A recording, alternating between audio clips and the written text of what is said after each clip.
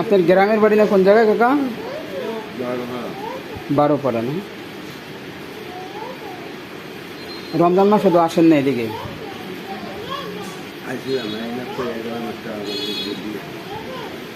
আমার সাথে দেখা হয়নি। গাডো হয়তো তাড়াহুড়োর ভিতরে ছিলাম আর কি।